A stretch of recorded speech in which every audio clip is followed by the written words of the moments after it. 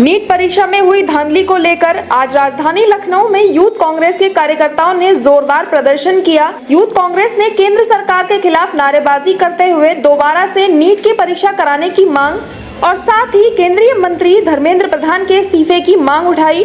बता दें कि नीट समेत अन्य परीक्षाओं के पेपर लीक मामले को लेकर भारतीय यूथ कांग्रेस ने विधानसभा घेरने का ऐलान किया था। कांग्रेस मुख्यालय से भारी संख्या में भारतीय यूथ कांग्रेस के कार्यकर्ता हाथों में पोस्टर लेकर विधानसभा की ओर निकल पड़े, लेकिन पुलिस ने रास्ते में ही बैरिकेडिंग करके प्रदर्शनकारियों को रोक दिया।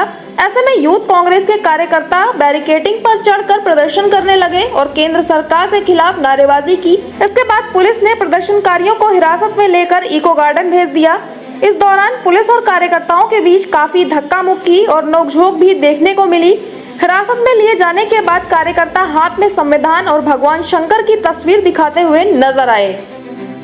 पेपर लीक के विश्व रिकॉर्ड बन रहे हैं, पेपर लीक की विश्व रिकॉर्ड बन रहे हैं। उस विश्व रिकॉर्ड को ये इंतजाम अगर पेपर लीक रोकने के लिए बनाए गए होते शायद आज ये जरूरत नहीं पड़ती। इसमें कांग्रेस पार्टी की, युवक कांग्रेस की क्लियर मांग है, मंत्री अपने पद से इस्तीफा दें। जो लोग इसके लिए जिम्मेदार हैं उन पर तत्काल कार्रवाई हो।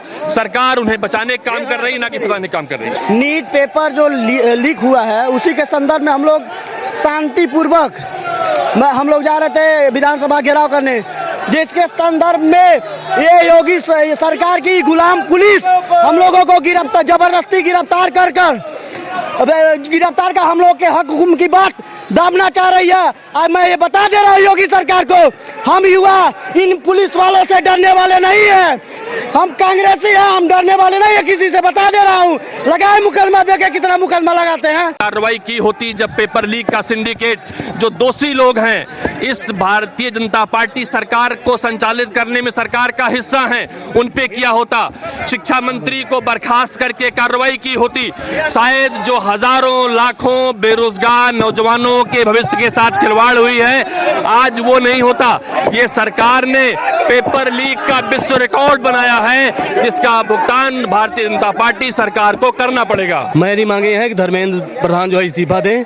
युवाओं के भविष्य के साथ जो खिलवाड़ हो रहा है ये युवा हरगिज बर्दाश्त नहीं करेगा, क्योंकि उत्तर प्रदेश की जो सरकार है ये सिर्फ तानाशाही, ये सरकार युवाओं के अधिकार को दबाने का प्रयास कर रही है। और निश्चित तौर पर युवा कांग्रेस इस सरकार को इस मदहोश निगाहों से जगाने का जो प्रयास आज उत्तर प्रदेश में कर रही है, उनको ये दिल्ली तक आवाज गूंजेगी कि नीट परीक्षा उनको दोबारा कराना पड़ेगा। इस तरीके से छात्रों के भविष्य को बर्बाद करने का जो ये ठेका नरेंद्र मोदी और योगी आदित्यनाथ सरकार ने ले रखी है, ये बेहद निंदनीय है और इनको रीनीट की हम मांग करते हैं और प्रचंड तरीके से ये मांग करते हैं कि दोबारा नीट की पेपर कराया जाए। जिस प्रकार से युवाओं के हक के साथ कुठाराघात किया जा रहा है, संवैधानिक संस्थाओं का दुरुपयोग करके, चाहे कोई भर्ती परीक्षा हो रही हो, चाहे नौकरी से संबंधित कोई नौकरी की परीक्षा हो रही हो, लगातार परीक्षा से पहले पेपर और उत्तर दोनों लीक हो जा रहे हैं। और उसी के क्रम में देश के जो 4 बड़े हवाई अड्डे पर लीकेज हुआ है उससे पूर्ण रूप से यह बात प्रमाणित हो चुकी है कि सरकार पूरी तरह से लीकेज है। और हम यूथ कांग्रेस के लोग, राहुल गांधी के बब्बर कार्यकर्ता, आम जनमानस, आम छात्रों के हक के लिए, उनके अधिकार के लिए लगातार इस जरायम सरकार के खिलाफ, अन्याय के खिलाफ विद्रोह करते रहेंगे। हमारी मांग है कि पुनः नीट की परीक्षा को पुनः किया जाए, एनटीए को इस देश से बैन किया जाए और इस देश के भ्रष्ट और जरायम शिक्षा मंत्री धर्मेंद्र प्रधान इस्तीफा दें। आम छात्रों के साथ न्याय हो, आम छात्रों के साथ युवा कांग्रेस खड़ी है।